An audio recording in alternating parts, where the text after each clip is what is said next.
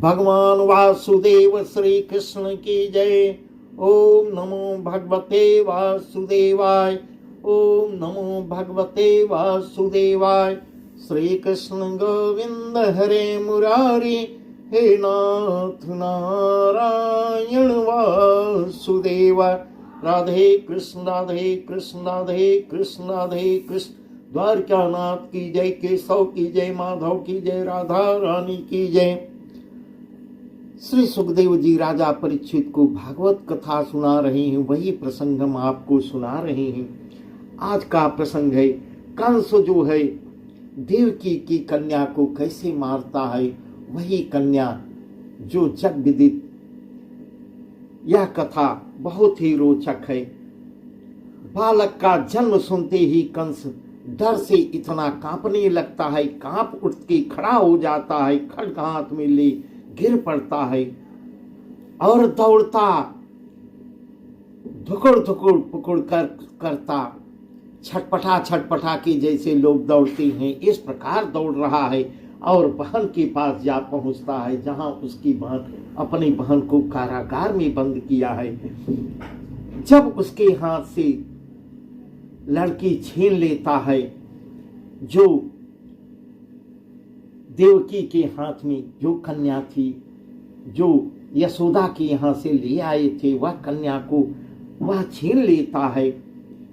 तब जब हाथ से छीनता है, तब देवकी हाथ जोड़कर बोलती है, भैया यह कन्या तेरी भांजी है, यह तेरी भांजी है, इसे मत मार, यह पेट पुछनी है, अंतिम हमारी वो है, इसको मत मारो। इस प्रकार विनय करती है, हाथ जोड़ती है। मेरे 6 बालक हुए, उनका दुख मुझे अति सता रहा है, बिना काज कन्या को मार क्यों पाप बढ़ाता है। कंस बोला, जीती लड़की तुझे न दूंगा, इसे जो ब्याहेगा सो मुझको मारेगा। इस प्रकार आकाशवाणी को याद करता है, कहता है कि यही मेरा काल है, और नहीं यह जिससे ब्याही जाएगी वह मुझको मारेगा। इस प्रकार की नाना प्रकार की बात सोचते हुए कहता है, और इतना कहते हुए बाहर आता है। जो ही चाहा पत्थर पर पटकना चाहता है, वह हाथ से छूट जाती है, क्योंकि वह नाजकदम्बा थी। इस प्रकार पत्थर पर पटकना चाहा और आकाशवाणी होती है, पुकार कर आवाज कह रही है, अरे कंस मेरे पटकने से क्या हुआ। इस प्रकार हाथ से छूट जाती है, वह आकाश को जाती है। आकाश मार्ग से आकाशवाणी करते हुए, तेरा बैरी तू जन्म ले चुका है, अब तेरा जीवन नहीं बचेगा। इस प्रकार के शब्दों की आवाज निकलती है। दयान आई कंस को घड़ा पाप का फूट, दयान आई कंस को घड़ा पाप का फूट, पत्थर से पटकन लगे गई हाथ से छूट, गई हाथ से छूट, हाथ से छूट गई है। नहीं, तब आकाशवाणी सुनता है। यह सुनकर जब आकाशवाणी सुनता है, पछताता है। वहां आया जहां वसुदेव देवकी थे, आते ही उनके हाथ पांव की हथकड़ी बेड़ी काट देता है और विनती कर कहने लगा कि मैंने बड़ा पाप किया, जो तुम्हारे पुत्र नारी, यह कलंक कैसे छूटेगा। मेरी गत किस जन्म में होगी। तुम्हारे देवता झूठे हुए, जिन्होंने कहा कि देवकी के गर्भ में 8 लड़का होगा, 8वां पुत्र होगा। यह आकाशवाणी झूठी हुई थी, गर्भ में लड़का होगा, सो यह तो लड़की हुई। वह भी हाथ से छोड़ स्वर्ग को सिधार कर अब दया कर मेरा दोष जी में मत रखो, क्योंकि कर्म का लिखा किसी के मिटे नहीं मिटता। जो ज्ञानी हैं सो मरना जीना समान ही जानते हैं, और अभिमानी मित्र शत्रु कर मानते हैं। तुम तो साधु हो, साधु और बड़े सत्यवादी हो, जो हमारे हित अपने पुत्रों को लेते आए। इस प्रकार ऐसे ऐसे वचन कंस जो है वसुदेव को कह रहा है, वसुदेव और देवकी से कह रहा है।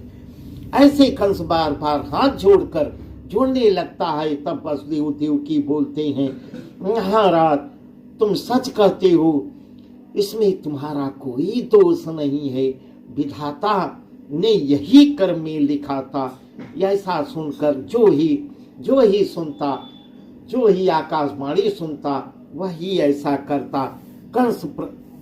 ऐसा सुनकर कंस प्रसन्न हो जाता है और अतिहित से वसुदेव देवकी को अपने घर ले जाके भोजन करवाता है, वस्त्र पहनवाता है, बड़े आदर भाव से दोनों को फिर वहां पहुंचा देता है। और मंत्री को बुला के कहा कि देवी कह गई है तेरा बैरी जगत में पैदा हो गया है।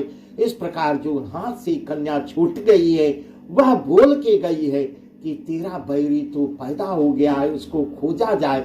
इस प्रकार वह झुझला पड़ता है, पागल हो गया है। अब देवताओं को जहां तहां पाओ, इस प्रकार ऐसा अपने गणों को आदेश देता है कि जहां तहां पाओ देवताओं को मारो, क्योंकि उन्होंने बेसमझी झूठी बात कही है। इस प्रकार ऐसा गर्भ में तेरा शत्रु होगा। मंत्री बोला, तब उसका मंत्री सलाह देता है, उनका मारना क्या बड़ी बात है, वे तो जन्म के भिखारी हैं। अब जब आप कोप कीजिए तभी वे भाग जाएंगे। इस प्रकार ऐसा उसका मंत्री कह रहा है। उनकी क्या सामर्थ्य है जो तुम्हारे सन्मुख आए। हे राजन, ब्रह्मा तो 8 पहर ध्यान में रहता है, महादेव भांग धतूरा छानने वाले खाने वाले हैं।